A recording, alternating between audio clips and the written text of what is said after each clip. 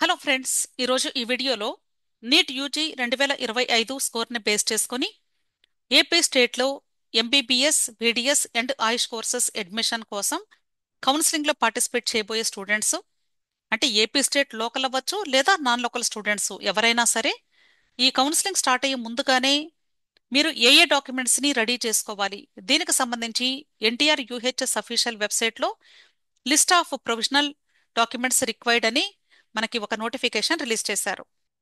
ఇదే ఆ నోటిఫికేషన్ అండి.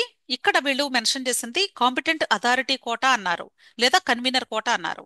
వీళ్ళు కన్వీనర్ కోటా అని మెన్షన్ చేసినప్పటికీ కూడా వీళ్ళు ఇక్కడ చూపించేటువంటి లిస్ట్ ఆఫ్ డాక్యుమెంట్స్ మేనేజ్మెంట్ కోటాకి కూడా సరిపోతాయి. కాకపోతే మేనేజ్మెంట్ కోటాలో ఒకవేళ మీరు ఎన్ఆర్ఐ కేటగిరీలో కూడా సీటు పొందాలి అనుకున్నట్లయితే, అంటే సి కేటగిరీలో, అప్పుడు ఎన్ఆర్ఐ డాక్యుమెంట్స్ ని అప్లికేషన్ ఫిల్లింగ్ టైంలోనే మీరు అప్లోడ్ చేయాల్సి ఉంటుంది. ఇప్పుడు ఇక్కడ ఇచ్చినటువంటి లిస్ట్ ఆఫ్ డాక్యుమెంట్స్ ఒకసారి చూద్దాము. ఫస్ట్ వన్ వచ్చేసి నీట్ యూజీ 2025 ర్యాంక్ కార్డ్ అన్నారు, అంటే స్కోర్ కార్డ్. మీరు ఎన్టీఏ అఫీషియల్ వెబ్సైట్ లో నుండి డౌన్లోడ్ చేసుకున్నటువంటి ర్యాంక్ కార్డు సరిపోతుంది. ఇది కలర్ జిరాక్స్ తీయించాల్సిన అవసరం లేదు. ఇక్కడ మ్యాండేటరీ అని ఇచ్చారు అంటే ఖచ్చితంగా ఈ సర్టిఫికెట్ ప్రతి ఒక్క స్టూడెంట్ దగ్గర ఉండాలి అని అర్థం, గుర్తుంచుకోండి. ఇది పీడిఎఫ్ లో ఉండాలి. దాని యొక్క సైజు <500 KB ఉండాలి. మాక్సిమం 500 KB వరకే, అంతకంటే తక్కువ ఉండేలాగా చూసుకోండి. మీరు వీలైతే 300 నుండి 400 మధ్యలో ఉండేలాగా పెట్టుకుంటే better. Second one, birth certificate. దీనికి ఎస్ఎస్సి మార్క్స్ మెమో అని ఇచ్చారు బ్రాకెట్ లో. మీ దగ్గర బర్త్ సర్టిఫికెట్ ఉంటే అదైనా చేసుకోవచ్చు, లేదా 10th class marks list already మీ దగ్గర ఉంటుంది కాబట్టి అది అప్లోడ్ చేసినా సరిపోతుంది. సో ఇది కూడా ఖచ్చితంగా ఉండి తీరాలి, ఎందుకంటే డేట్ ఆఫ్ బర్త్ కి ప్రూఫ్. ఇక్కడ మీరు అబ్జర్వ్ చేసి చూస్తే ఎక్సెప్ట్ ఇమేజెస్, అంటే photo, signature, left thumb impression, ఇవి తప్ప మిగిలినవన్నీ కూడా పీడిఎఫ్ లో ఉండాలి. వాటి యొక్క సైజెస్ సింగిల్ డాక్యుమెంట్ అయితే 500 KB కంటే తక్కువ ఉండాలి. అదే మోర్ దాన్ వన్ డాక్యుమెంట్ అయితే ఎంత సైజు ఉండాలి అనేది తర్వాత చూద్దాము. ఓకే. నెక్స్ట్ థర్డ్ వన్ వచ్చేసి క్వాలిఫైయింగ్ ఎగ్జామ్ సర్టిఫికేట్, అంటే intermediate marks memo are equivalent అన్నారు. ఒకవేళ మీ దగ్గర అంటే మార్క్స్ మెమో కాకుండా గ్రేడ్ సర్టిఫికేట్ ఉంటే అది యాక్సెప్ట్ చెయ్యము అని చెప్తున్నారు. ఒకవేళ మీ దగ్గర గ్రేడ్ సర్టిఫికేట్ ఉంటే దానికి ఈక్వలెంట్ గా మార్క్స్ మెమో కూడా అప్లై చేసుకోండి. ఇది కూడా ఖచ్చితంగా మ్యాండేటరీ, అంటే intermediate marks memo. Next study certificates from 6th to 10th. మనకి 2024 నుండి అప్లికేషన్ ఫిల్లింగ్ చేసేటప్పుడు వీళ్ళు ఏం చేశారంటే ఒక్కొక్క క్లాస్ది సపరేట్గా అప్లోడ్ చేయమని అడిగారు. ఇంతకు ముందు 2023 వరకు అయితే 6th to 10th అన్నీ కలిపి సింగిల్ పీడిఎఫ్ చేసి అప్లోడ్ చేసేవాళ్ళమే. కానీ 2024 నుండి సపరేట్ చేశారు. ఎందుకంటే లోకల్ స్టేటస్ రావాలి అంటే ఏదో ఒక 4 సంవత్సరాలు స్టూడెంట్ చదివి ఉండాలి కాబట్టి, అందుకని ఆ 4 సంవత్సరాలు ఎక్కడెక్కడ చదివారు కౌంట్ ఈజీగా ఉంటుంది అని చెప్పి వీళ్ళు 6th కి సపరేట్గా, 7th కి సపరేట్గా అలా అప్లోడ్ చేయమని సపరేట్గా ఇచ్చారు. అందుకని వీళ్ళు ఏం చెప్తున్నారంటే, ఒకవేళ మీరు ఒకే స్కూల్లో చదివారు అనుకోండి 6th నుండి 10th క్లాస్ వరకు, అప్పుడు సపరేట్ క్లాసెస్కి ఇవ్వరు కదా స్టడీ సర్టిఫికెట్, సేమ్ సర్టిఫికెటే ఇస్తారు. కానీ మీరేం చేయాలి అంటే ఆ సర్టిఫికెట్నే మీరు ఎన్నిసార్లు అక్కడ అప్లోడ్ చేయాల్సి వస్తే అన్నిసార్లు అదే సర్టిఫికెట్ని అప్లోడ్ చేస్తే సరిపోతుంది. అందుకని వీళ్ళు చెప్తుంది, if single certificate upload the same for all years as PDF అన్నారు. అర్థమైంది కదా. Next study certificates intermediate or equivalent for 2 years. ఇంటర్మీడియట్కి సంబంధించినటువంటి 2 yearsకి సంబంధించిన స్టడీ సర్టిఫికేట్ ఉండాలి. ఇంకొక విషయం ఏంటంటే ప్రతి ఒక్కరు కూడా మీకు లోకలా నాన్ లోకలా అనేది డిసైడ్ చేసేది కేవలము స్టడీ సర్టిఫికెట్స్ని బేస్ చేసుకొని మాత్రమే. కాబట్టి these two are very very important. కొద్దిమంది స్టూడెంట్స్ యొక్క సర్టిఫికెట్స్ని నేను అబ్జర్వ్ చేసి చూసినప్పుడు దాని మీద క్లాసెస్ మెన్షన్ చేస్తున్నారు, కానీ ఏ అకాడమిక్ ఇయర్లో వాళ్ళు చదివారు అనేది మెన్షన్ చేయటం లేదు. అంటే 6th క్లాస్ సపోజ్ మీరు 2017-18లో చదివారు అనుకోండి, 6th to 10th అనుకోండి, అప్పుడు 2017-18లో నుండి 22 నుండి 23 వరకు ఉంటుంది, అంతే కదా. అంటే ఆ డ్యూరేషన్ అనేది తప్పనిసరిగా ఏ సంవత్సరం అనేది మెన్షన్ చెయ్యాలి ఖచ్చితంగా. మీరు అది చెక్ చేసుకోండి చేశారా లేదా అని. అవి కానీ చేసి ఉండకపోతే మరలా మీరు స్కూల్స్ దగ్గరికి వెళ్ళి లేదా కాలేజెస్ దగ్గరికి వెళ్ళి ఆ స్టడీ సర్టిఫికెట్ మీద వాళ్ళు సంవత్సరాలు మెన్షన్ చేశారా లేదా పీరియడ్ అనేది జాగ్రత్తగా చూసుకొని మళ్ళీ కొత్తది తెచ్చుకోండి. లేకపోతే ఆల్రెడీ ఉంటే మీరు వెళ్ళక్కర్లేదండి. నెక్స్ట్ ట్రాన్స్ఫర్ సర్టిఫికెట్ ఇంటర్మీడియట్ 10+2, అంటే ఇంటర్మీడియట్ కంప్లీట్ అయిపోయిన తర్వాత మీ దగ్గర ఉన్నటువంటి టీసీ. అయితే ఇక్కడ మీకు ఒక డౌట్ రావచ్చు, కొద్దిమంది అంటే బీడిఎస్ ఫస్ట్ ఇయర్ చదువుతూ కూడా నీట్ ఎగ్జామ్ రాసి వస్తూ ఉంటారు. మరి వాళ్ళ దగ్గర ఇంటర్మీడియట్ టీసీ ఉండదు, ఎందుకంటే బీడీఎస్ అడ్మిషన్లు వాళ్ళు సబ్మిట్ చేయాలి కాబట్టి.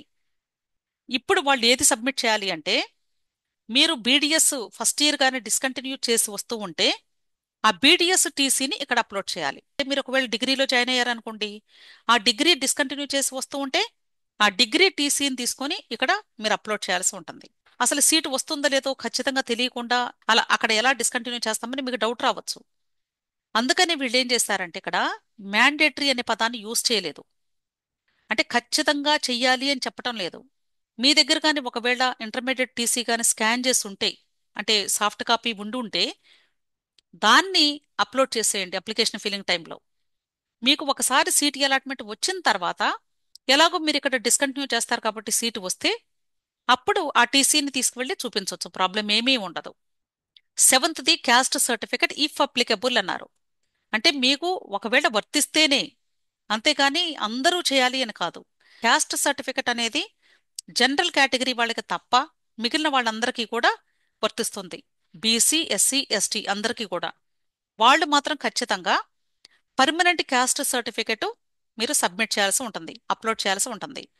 ఈ certificate integrated community certificate issued through online by the mandal revenue officer or competent authority government of Andhra Pradesh అన్నారు. ఇక్కడ మీకు ఒక డౌట్ రావచ్చు, ఇది కూడా లేటెస్ట్ది ఉండాలా, లేదా మేము 2018లో తీసుకున్నాం మేడం అది సరిపోతుందని కూడా అడుగుతూ ఉంటారు. యూజువల్గా అయితే క్యాస్ట్ సర్టిఫికెట్ మీరు ఒకసారి పర్మనెంట్ తీసుకుంటే అది ఫర్ ఎవర్, అంటే లైఫ్ లాంగ్ యూజ్ చేసుకోవచ్చు.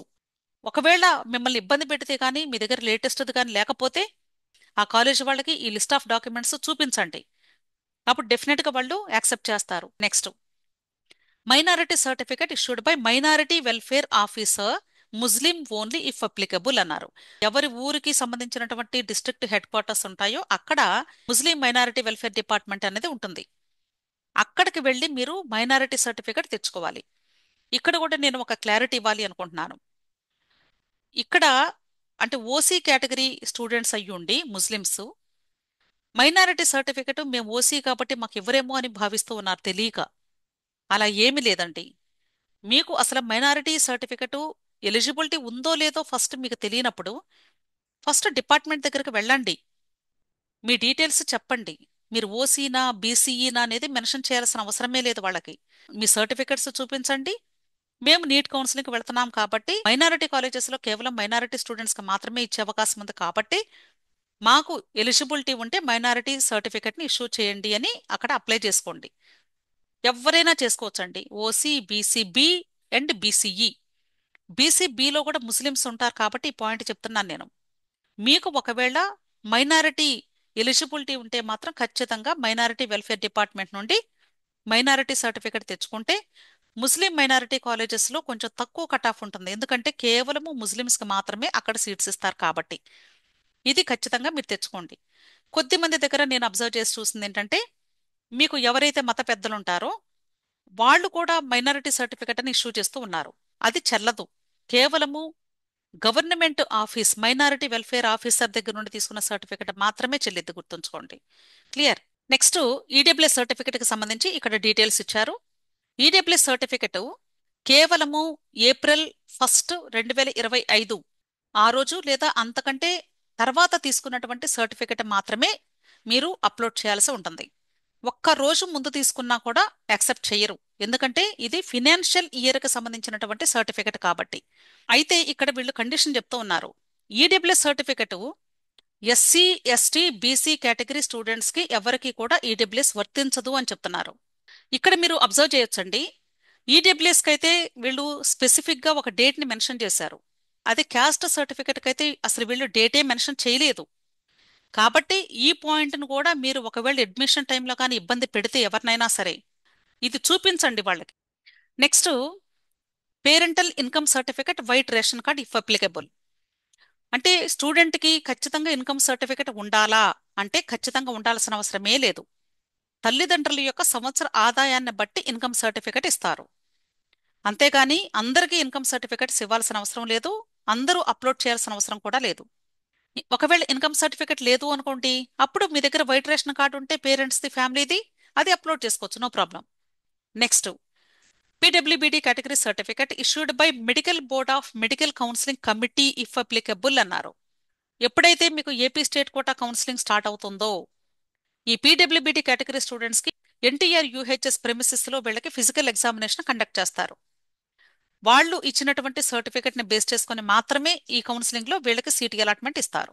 ఎవరైతే పీడబ్ల్యూబీడీ కేటగిరీ స్టూడెంట్స్ ఉన్నారో వాళ్ళు ఇమ్మీడియట్ గా మీ ఫైల్ అంతా రెడీ చేసుకోండి. మీకు మీ మెడికల్ బ్యాక్గ్రౌండ్ కి సంబంధించినటువంటి రిపోర్ట్స్ కానీ, మీరు ఏదైనా డివైజెస్ లేదా ఇన్స్ట్రుమెంట్స్ యూజ్ చేస్తూ ఉంటే అవి కానీ, మీకు సర్జరీస్ జరిగి ఉంటే ఆ సర్టిఫికెట్స్ కానీ, లేదా స్కానింగ్ రిపోర్ట్స్ ఏమైనా ఉంటే అవి కానీ, ఇవన్నీ కూడా మీరేం చేయాలి అంటే ఫిజికల్ ఎగ్జామినేషన్కి వెళ్ళినప్పుడు అవసరమైతే చూపించాల్సి వస్తుంది. ఏపీ గవర్నమెంట్ ఇచ్చినటువంటి పిహెచ్ సర్టిఫికెట్ కూడా తీసుకుని వెళ్ళండి. Next NCC certificate.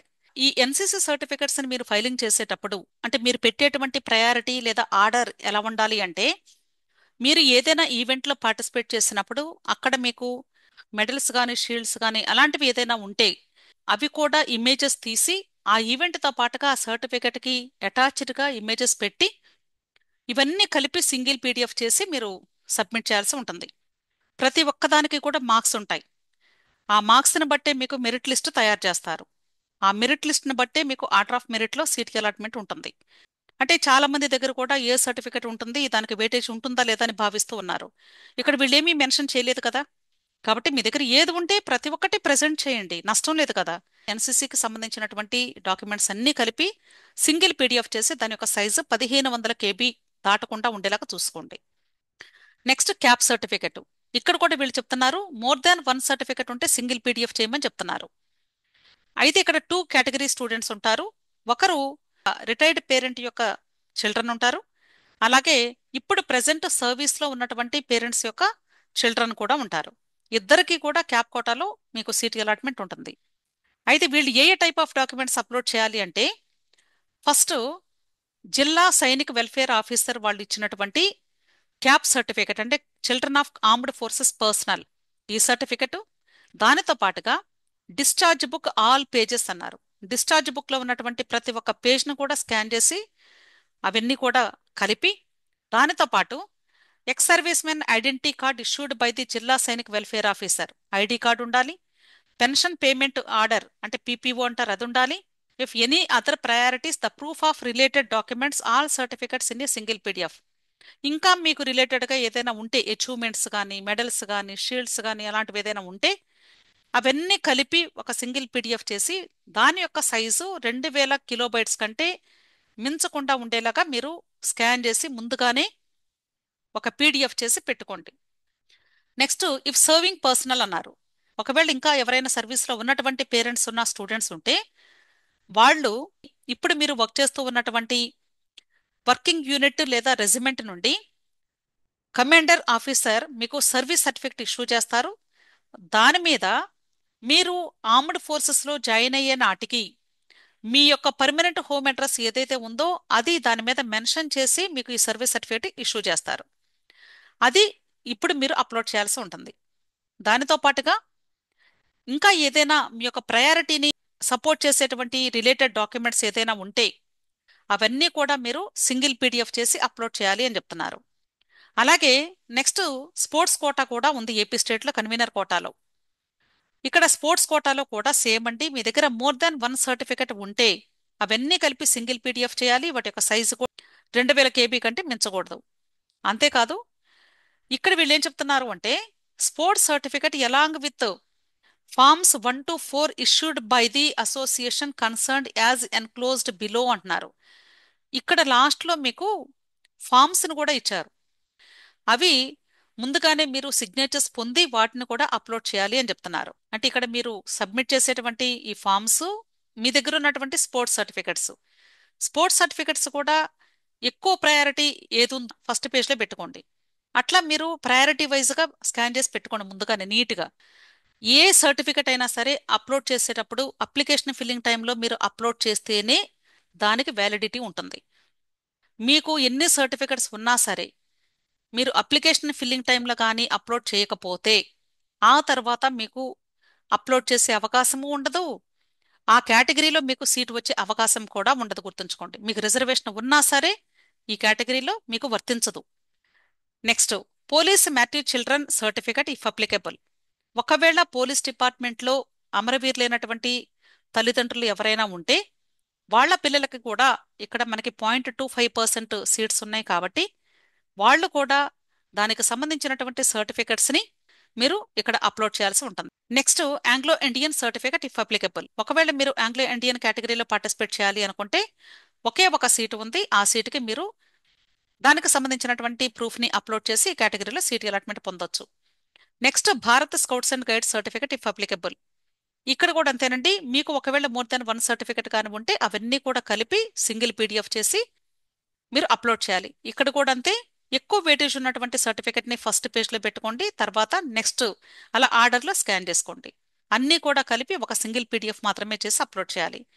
Next, very important point గురించి చెప్తూ ఉన్నారు. ఫర్ క్లెయిమింగ్ 15% అన్రిజర్వ్డ్ సీట్స్ అన్నారు. అంటే నాన్ లోకల్ కేటగిరీలో 15% సీట్లకి ఎవరైనా పార్టిసిపేట్ చేసే అవకాశం ఉంది. అంటే కేవలము ఏపీ వాళ్ళు మాత్రమే కాదు, ఏపీకి సంబంధించినటువంటి తల్లిదండ్రులు కలిగి ఉన్నటువంటి ఇతర రాష్ట్రాల స్టూడెంట్స్ కూడా పార్టిసిపేట్ చేసే అవకాశం ఉంది. స్టూడెంట్ ఏపీ స్టేట్లో ఒక్క సంవత్సరం అంటే ఒక క్లాసు కూడా చదవకపోయినా వాళ్ళ యొక్క తల్లిదండ్రుల్లో కానీ ఏ ఒక్కరైనా సరే, మదర్ కానీ ఫాదర్ కానీ 10 సంవత్సరాల పాటు కానీ ఏపీ స్టేట్లో చదువుకొని ఉంటే, అంటే వాళ్ళ స్టడీస్లో ఎంటైర్ ఎడ్యుకేషన్ పీరియడ్లో గ్యాప్ రావచ్చు, లేదా కంటిన్యూస్గా చదివినా పర్లేదు, ఫస్ట్ క్లాస్ నుండి ఇప్పటి వరకు ఈ రోజు వరకు వాళ్ళు చదువుకున్నటువంటి స్టడీ సర్టిఫికెట్స్ 10 సంవత్సరాలకి కానీ ఉంటే ఆ స్టడీ సర్టిఫికెట్స్ని బేస్ చేసుకొని కూడా 15% అన్రిజర్వ్డ్ కేటగిరీలో కన్వీనర్ కోటాకి లేదా ఫ్రీ సీట్ అంటే ఏ కేటగిరీ సీటుకి పార్టిసిపేట్ చేసే అవకాశం ఉంది. ఇక్కడ చాలా మంది కూడా స్ట్రగుల్ అవుతూ ఉన్న విషయం ఏంటంటే, ఇక్కడ స్టడీ సర్టిఫికెట్స్ సరిపోతాయా లేక వేరే సర్టిఫికెట్స్ ఏమైనా మేము సపోర్టింగ్గా పెట్టాలని అడుగుతూ ఉన్నారు. వీళ్ళు క్లియర్గా ఇచ్చారు, అంటే ఈ స్టడీ సర్టిఫికెట్స్ని బేస్ చేసుకుని కూడా మీరు అప్లై చేయొచ్చు అని, లేదా or proof of minimum 10 years residence in Andhra Pradesh either of parents అన్నారు. ఒకవేళ చదువుకోని తల్లిదండ్రులు ఉన్నారు అనుకోండి, అంటే వాళ్ళకి ఎడ్యుకేషన్ లేదు, అలాంటి తల్లిదండ్రులు అయితే 10 సంవత్సరాలు వాళ్ళు పుట్టిన రోజు నుండి మొదలుకొని ఈ రోజు వరకు, అంటే వాళ్ళు జాబ్ రీత్యా కానీ బిజినెస్ రీత్యా కానీ బయట రాష్ట్రాల్లో బయట కంట్రీలో నివసించిన పీరియడ్ని తీసివేసి 10 సంవత్సరాల పాటు కానీ ఏపీ స్టేట్లో వాళ్ళు పుట్టిన రోజు నుండి ఎంటైర్ అంటే లివింగ్ పీరియడ్లో వాళ్ళు 10 సంవత్సరాలకి రెసిడెన్షియల్ సర్టిఫికెట్ ఎంఆర్ఓ నుండి తీసుకుంటే దాన్ని బేస్ చేసుకుని కూడా స్టూడెంట్కి ఇక్కడ అవకాశం కల్పిస్తూ ఉన్నారు. ఇది కూడా మనకి కౌన్సిలింగ్ ప్రాస్పెక్టస్ రిలీజ్ అయినప్పుడు ఆ ప్రాస్పెక్టస్ లాస్ట్ పేజెస్లో ఇస్తారు, ఒక ఫార్మాట్ ఇస్తారు, మీరు ఆ ఫార్మాట్ని డౌన్లోడ్ చేసుకొని దాని మీద ఎంఆర్ఓ గారితో సంతకం చేయించుకోవచ్చు. లేదా ఒకవేళ మీకు సపరేట్గా రెసిడెన్స్ సర్టిఫికెట్ 10 సంవత్సరాలకి కానీ వాళ్ళ ఫార్మాట్లో ఇస్తే అదేనా తీసుకుని సబ్మిట్ చేసినా పర్లేదు, నో ప్రాబ్లం. అయితే ఇక్కడ కూడా ప్రాబ్లం ఏమొస్తుంది అంటే, కొన్ని కాలేజెస్ వాళ్ళు ఇన్స్ట్రక్షన్స్ను కూడా పూర్తిగా చదవకుండా, అంటే వాళ్ళకి అర్థమయ్యి చేస్తున్నారో తెలీదు, అర్థం కాక చేస్తున్నారో తెలీదు, మీరు స్టడీ సర్టిఫికెట్స్ మాత్రమే ఇస్తే మేము తీసుకోము, మాకు డొమిసైల్ సర్టిఫికెట్ కూడా తీసుకురండి అని ఇబ్బంది పెడుతూ ఉన్నారు. ఈ పీడిఎఫ్ ప్రింట్ తీసుకొని ఇది చూపించండి వాళ్ళకి. ఎందుకంటే ఆల్రెడీ స్టడీ సర్టిఫికెట్స్ ఉన్నాయి అనుకోండి, డొమిసైల్ అవసరం లేదు. ఆర్ అనే పదం యూజ్ చేశారు కదా, ఎండ్ అంటే అప్పుడు రెండూ కావాలి, ఆర్ అంటే ఏదో ఒకటి అని అర్థం. కాబట్టి మీరు తప్పనిసరిగా వాళ్ళకి ఇది చూపించండి. లేదా మీకు వీలైతే అవకాశం ఉంటే రెండూ తీసుకోండి, అప్పుడు ఏ ఇబ్బంది ఉండదు, ఎవరికి చెప్పాల్సిన అవసరం ఉండదు, స్మూత్గా అయిపోతుంది వర్క్. ఎందుకంటే ఇది కూడా లాస్ట్ ఇయర్ కొద్ది మందిని ఇబ్బంది పెట్టారు కాబట్టి నేను చెప్తూ ఉన్నాను. మూడో కేటగిరీ ఎవరు అంటే, current employment certificate of either of parents if working in Andhra Pradesh only అన్నారు. ఒకవేళ అంటే స్టూడెంట్ యొక్క తల్లిదండ్రుల్లో ఎవరైనా సరే ఏపీ స్టేట్లో జాబ్ చేస్తూ ఉంటే, అది ఏ టైప్ ఆఫ్ జాబ్ అనేది వీళ్ళు స్పెసిఫిక్గా మెన్షన్ చేయలేదు, కానీ మనకి ప్రాస్పెక్టస్లో క్లియర్గా ఇస్తారు. అక్కడ సెంట్రల్, స్టేటు, లేదా యూనివర్సిటీసు, లేదా క్వాసీ గవర్నమెంటు, పబ్లిక్ సెక్టర్స్, ఇవన్నీ కూడా మెన్షన్ చేశారు మనకి లాస్ట్ ఇయర్ ప్రాస్పెక్టస్లో. అవి ఇక్కడ వీళ్ళు మిస్ చేశారు. సో ఈ డిపార్ట్మెంట్స్లో కానీ వర్క్ చేస్తూ ఉన్నటువంటి తల్లిదండ్రుల యొక్క పిల్లలకి కూడా ఈ 15% సీట్లలో అవకాశం కల్పిస్తూ ఉన్నారు. అయితే వీళ్ళు ఎక్కడ జాబ్ చేస్తూ ఉన్నారో అక్కడ నుండి ఎంప్లాయ్మెంట్ సర్టిఫికెట్ని వీళ్ళు సబ్మిట్ చేయాల్సి ఉంటుంది. కరెంట్ అన్నారు అంటే ఇప్పుడు ప్రెసెంట్ జాబ్ చేస్తూ ఉంటే ఆ సర్టిఫికెట్ని మీరు అప్లోడ్ చేయాలి. అయితే ఇక్కడ ఎన్ని సంవత్సరాలుగా పనిచేయాలి అనేది ఇక్కడ కండిషన్ ఏమీ ఇవ్వలేదు. అంటే 10 సంవత్సరాల లేక 1 సంవత్సరమా 2 సంవత్సరాల అనేది మెన్షన్ చేయలేదు. కాబట్టి 1 సంవత్సరం ఉన్నా కూడా ఎలిజిబుల్ అని అర్థం. అయితే ఇక్కడ మోస్ట్ ఇంపార్టెంట్ ఫస్ట్ లైన్లో ఉంది. దీని యొక్క అర్థం ఏంటంటే minimum 10 years study certificate of student అని కూడా ఇచ్చారు. మనకి అసలు ఏపీ స్టేట్లో లోకల్ స్టేటస్ రావాలి స్టూడెంట్ కంటే, లోకల్ క్యాండిడేట్ అంటే మినిమం 4 years ఏపీ స్టేట్లో చదివి ఉండాలి అని చెప్తున్నారు. మినిమం 4 years ఎక్కడి నుండి ఎక్కడి వరకు? 6th క్లాస్ నుండి 12th క్లాస్ మధ్యలో మినిమం 4 years చదివితే ఏపీకి లోకల్ అవుతారు. అంటే ఏంటి ఇక్కడ 10 years ఉంటే మరలా నాన్ లోకల్ అవుతారు అని చెప్తున్నారు ఇండైరెక్ట్గా. ఇప్పుడు మీకు అర్థమై ఉంటుంది. ఈ 6th to 12th అంటే కేవలం 7 years కదా వచ్చేది. ఈ 7 yearsలో మినిమం 4 సంవత్సరాలు చదివితే లోకల్ అయిపోతారు కదా. మరి 10 years అంటే 7 కంటే ఎక్కువే చదువుతున్నట్లు కదా మీనింగ్. ఈ స్టూడెంట్ లోకల్ అవ్వాలి కదా, నాన్ లోకల్ ఎలా అవుతారు? అంటే ఇది ఇక్కడ పాయింట్ ఏంటంటే ఖచ్చితంగా స్టూడెంట్ 12th క్లాసు అంటే ఇంటర్మీడియట్ ఏపీ స్టేట్లో చదివి తీరాల్సిందే. దీని యొక్క అర్థం ఇది. ఈ క్లాసు దీనికి ముందు 6th క్లాస్ నుండి 11th క్లాస్ లోపు ఇది ప్లస్ అంటే ఇది 1 సంవత్సరం అయిపోయింది. ఇక రిమైనింగ్ 3 years ఈ మధ్యలో ఎక్కడ చదివినా సరే, ఏ సంవత్సరంలో చదివినా సరే 1 + 3 టోటల్ 4 years అవుతుంది. కాబట్టి ఈ స్టూడెంట్ ఏపీకి లోకలే అవుతాడు. సో ఖచ్చితంగా దీన్ని బట్టి మీరు అర్థం చేసుకోవాల్సింది, ఈ పాయింట్ గురించి చాలా మంది కూడా ఎదురు చూస్తూ ఉన్నారు. ఎక్కువ మంది పిల్లలు ఏంటంటే 1st to 10th ఏపీలో చదివారు, కేవలము ఇంటర్మీడియట్ 11th 12th లేదా ఫస్ట్ ఇయర్ సెకండ్ ఇయర్ ఇంటర్మీడియట్ని తెలంగాణ స్టేట్లోనో లేక కర్ణాటకలోనో ఎక్కడెక్కడో చదువుకున్నారు పిల్లలు. వీళ్ళకి ఇప్పుడు డౌట్ ఏంటంటే మేము లోకల్ అవుతామా కాదా? ఎందుకంటే 1st to 10th అంటే మీనింగ్ ఏంటి? 6th to 10th తీసుకుంటే 6th 7th 8th 9th 10th అంటే టోటల్గా 5 years ఇక్కడ కౌంట్ అవుతుంది. 5 years కౌంట్ అయినప్పుడు మోర్ దాన్ 4 years అయింది కాబట్టి డెఫినెట్గా ఏపీ లోకల్ అవ్వచ్చు అనుకుంటున్నారు వీళ్ళు. మరి వీళ్ళు 10 సంవత్సరాలు study certificate of student produce చేస్తే నాన్ లోకల్ కేటగిరీ అని ఎందుకు చెప్తారు? చెప్పరు కదా. అంటే అర్థం ఏంటి? ఈ 12th క్లాస్ మాత్రం ఖచ్చితంగా ఏపీలో చదవాలి. దీనికి జస్ట్ ముందు 3 సంవత్సరాలు ఉండాలి. అప్పుడు మాత్రమే లోకల్ అవుతారు. అంతేగాని 1st to 10th total 10 years ఏపీలో చదివారు కాబట్టి ఏపీకి లోకల్ అవుతారు అంటే కాదు. ఈ నాన్ లోకల్ కేటగిరీలో పార్టిసిపేట్ చేసే అవకాశం మాత్రమే పొందుతారు ఈ స్టూడెంట్. ఇంటర్మీడియట్ చదవకుండా ఏపీలో మీరు ఎన్ని సంవత్సరాలు ముందు చదివినా సరే నాన్ లోకల్ కేటగిరీనే అవుతారు. మరి ఈ నాన్ లోకల్ కేటగిరీలో పార్టిసిపేట్ చేయాలి అంటే 10 years స్టూడెంట్ అంటే ఫస్ట్ క్లాస్ నుండి 10th వరకు కానీ చదివితే, ఒకవేళ తల్లిదండ్రుల యొక్క స్టడీ సర్టిఫికెట్ లేకపోయినా లేదా వాళ్ళ యొక్క డొమిసైల్ సర్టిఫికెట్ లేకపోయినా కేవలము స్టూడెంట్ 10th క్లాస్ వరకు చదివినటువంటి లేదా టోటల్ 10 years చదివినటువంటి స్టడీ సర్టిఫికెట్ని బేస్ చేసుకొని కూడా నాన్ లోకల్ కేటగిరీలో పార్టిసిపేట్ చేయవచ్చు అని అర్థం.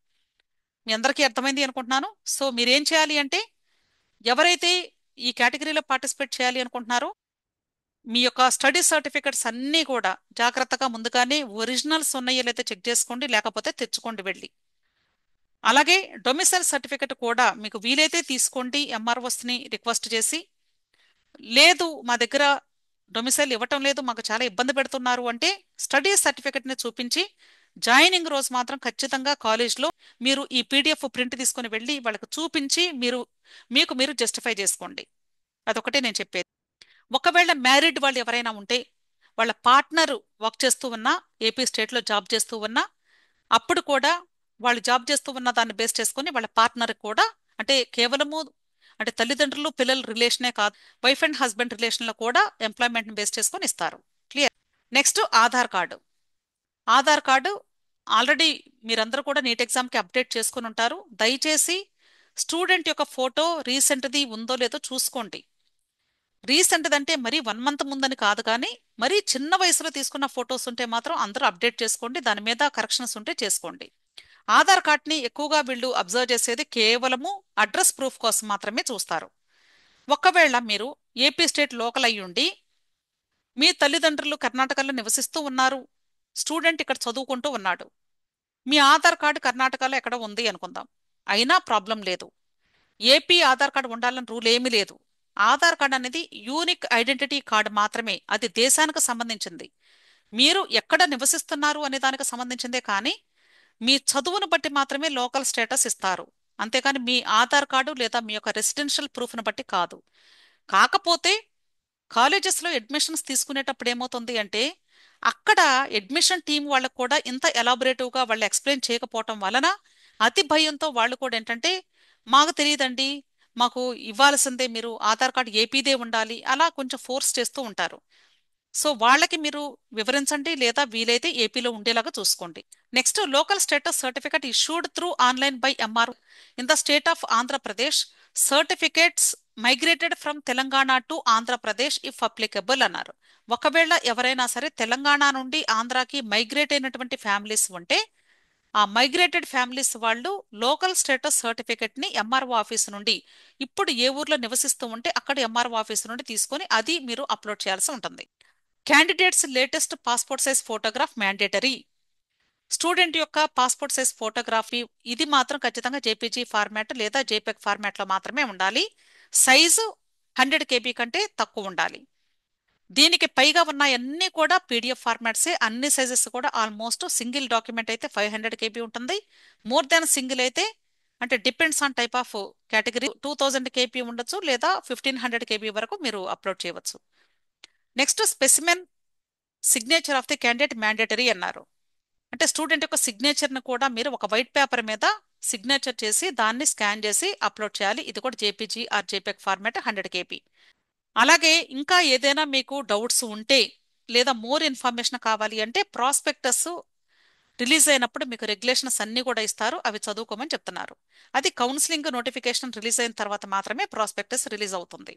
ఓకే, ఇక్కడ మనకి ఈ స్పోర్ట్స్ కోటాలో పార్టిసిపేట్ చేసే వాళ్ళకి టోటల్గా 4 ఫామ్స్ ఉన్నాయని చెప్పారు. సో ఎవరు ఏ స్పోర్ట్కి సంబంధించినటువంటి స్టూడెంట్ అయితే వాళ్ళు ఇక్కడ ఇచ్చినటువంటి ఈ ఫార్మాట్ని మీరు డౌన్లోడ్ చేసుకొని ఇవన్నీ కూడా ఫిల్ చేసి సిగ్నేచర్స్ పొంది మీరు అప్లికేషన్ ఫిల్లింగ్ టైంలో మాత్రమే ఈ సర్టిఫికెట్స్ని కూడా అప్లోడ్ చేయాల్సి ఉంటుంది.